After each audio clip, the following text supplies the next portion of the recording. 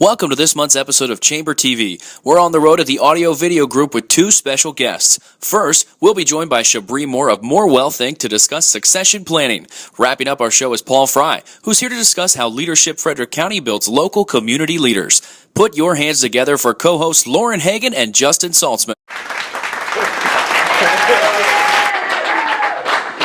Welcome to episode 33. I'm Lauren Hagan, here with my special guest co-host, Justin Saltzman of Liberty Mutual. Thank you for having me on this month's episode. If you're watching online, you've already found our YouTube channel. We're also posting photos, links, and other updates online at the Chamber's new blog, frederickchamberblog.org. Another thing you'll find online at the Frederick Chamber blog is a section called Positively Frederick. That is where anyone in Frederick County can submit a story about something positive that has happened to them in the county. This month's post was submitted by Beth Shalaki of Village Works. In her post, Beth tells us about the Souls of Love in the Garden charity event hosted by Chamber member Julie Gaver. Each attendee at the event brought a pair of shoes to donate to local charities. Combined with several other similar events, Julie donated 520 pairs of shoes after Souls of Love in the Garden, bringing the total donation amount, are you ready for this, Lauren? To 1,200 in the past 3 years. You can check out that full story as well as a photo online at frederickchamberblog.org. Visit the category that says Positively Frederick. Thanks to our friends at the Historical Society of Frederick, we've got another great Frederick factoid for you this month. We do. Did you know that that August 18th is National Bad Poetry Day? It's true. Once upon a time, John Greenleaf Whittier was considered one of those bad poets by Nathaniel Hawthorne. Whittier is famous in Frederick for authoring the very popular Barbara Fitchery poem. However, despite Hawthorne's opinion, it seems that Whittier was still popular among President Roosevelt and Winston Churchill. When passing through Frederick on a trip to Camp David, both men stopped at the Fritchie House and even recited lines of the poem from memory. Sorry, Nathaniel Hawthorne, but it looks like the awesome Frederick art scene triumphs again. Thanks again to the Historical Society of Frederick County for that interesting factoid. Stay tuned for our first special guest, Shabri Moore, who will discuss succession planning for your organization.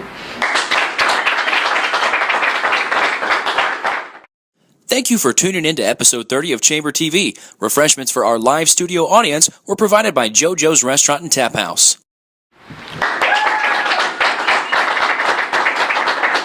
Welcome back.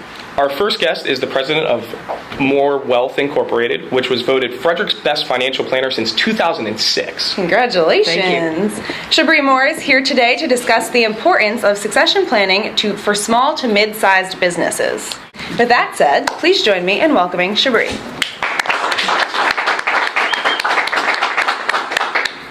Thanks for joining us today. Thanks for having me. Let's begin by discussing the time frame of succession planning. How soon is too soon to begin planning and putting your plan into action? Well, actually, you should begin your succession planning when you start your business. So just as important as that business plan is, you should include who is going to take over your business when you decide not to be there anymore. Okay, great. And how do you recommend that an organization choose their next great leader? Yeah, that great leader often presents themselves. Sometimes it might be a family member who's interested in the business. Sometimes it might be a really key employee who's interested in the business. Other times it might be a competitor who wants to take over your business and grow. It might be somebody new who says, gee, I'm going to acquire businesses to grow my business. Great. Often smaller businesses are family-owned, and families are inclined to keep it in the family. By passing the torch to a son or daughter, how do you recommend choosing the right successor when family becomes involved? Yeah, that can either be really great or really bad or anywhere in between. So often what we like to see when a family member wants to take over the business is, do they really have the passion for it? Do they want that business as much as the parent who owns the business does? And make sure that this is something they want as opposed to something they're doing because they have no other choice. Great advice. So no matter who you decide to select as your next leader, change can be a challenge for any business, any type of change. So how can an outgoing leader get everyone on board with a leadership change? Great question. It's really all about timing and communication. So you want to make sure that that leader is there before the transition actually occurs. Okay. And while the new successor is there, spend some time together, talk to people, explain to them what's going on in terms of the change. And usually, if you give it sufficient time and talk to everybody, it works smoothly. Great. Having the plan is great, but the implementation of the plan is even more important. How can you measure a succession plan's success? Well, is the business still thriving once you pass the torch on to the successor? Is it growing? Are people still seeing it in the same light that they saw it? So either it's got to stay the same or improve, and that's really a great measure of success. Great.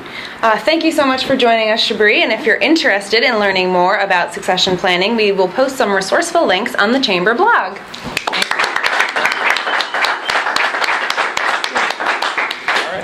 Moving right along, we've got 2 great local discounts for today's member-to-member discount spotlight.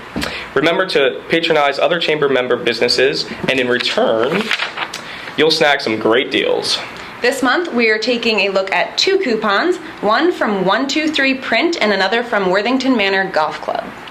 123 Print is a new Chamber member, and they're ready to get to know other members by offering a 20% discount off custom printed projects like business cards, brochures, and more. Worthington Manor Golf Club, we are hosting a couple different events there so you can preview their course.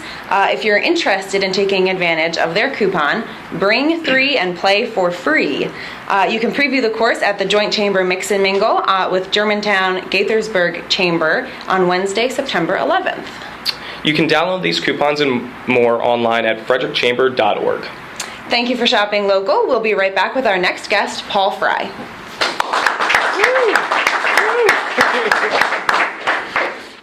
Are you interested in supporting Chamber TV?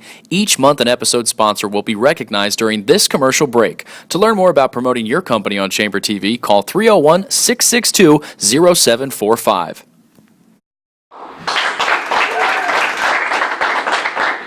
Welcome back. We're here with our final guest for today's show to discuss the Leadership Frederick County program. Paul Frey is the Vice President at the Frederick County Chamber of Commerce, as well as the Executive Director for the Leadership Frederick County program. Please put your hands together for Paul.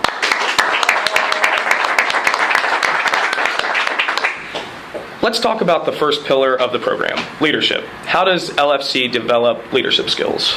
Well, there are a number of good characteristics for successful leaders, and one of them is good listening skills, good teamwork skills, being a follower and a leader. And so with Leadership Frederick County, we take the opportunities not only at the various sessions, but our overnight retreat to develop some of those skills, to work with people in the community, to find out and verify your preferences, how you communicate, how you like to lead, how you like to manage, and then more importantly, how to work with your colleagues and other people in the community as a team to get common results. Great. Great. And another huge piece of the program is obviously its extensive focus on Frederick County. What types of class topics does Leadership Frederick focus on that investigates the county? So there's 9 or 10 sessions. I like to talk about Ag Day, agriculture, where we go to 5 different farms for agribusiness. It could be a dairy farm and a dairy bar where they serve ice cream. It could be a vineyard. Yum. It could be an equestrian farm. And so there's a number of places we visit for Agriculture Day. We also do public safety.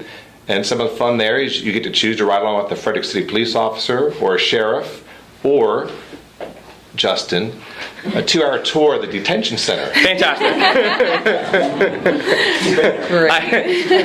I've seen it on the wrong side, I guess. Yeah, I saw the program Cops doing that, actually.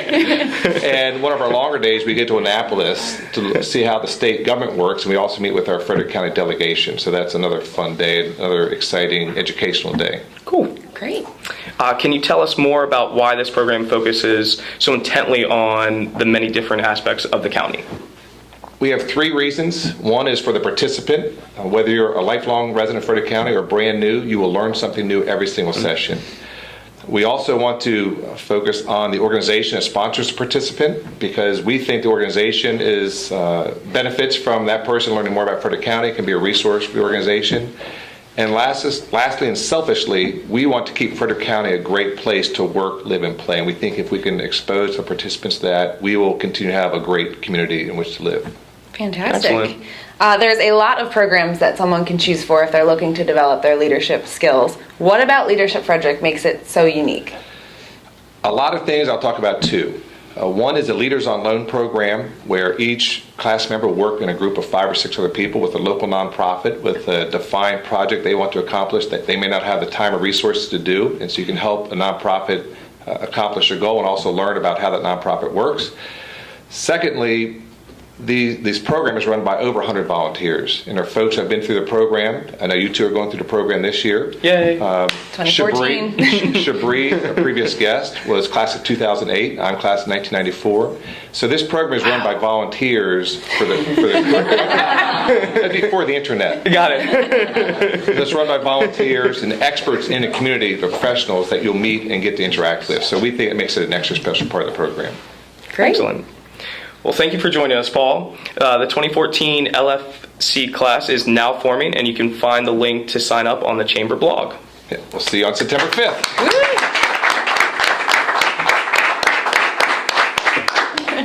All right, well, that wraps up episode 33 of Chamber TV.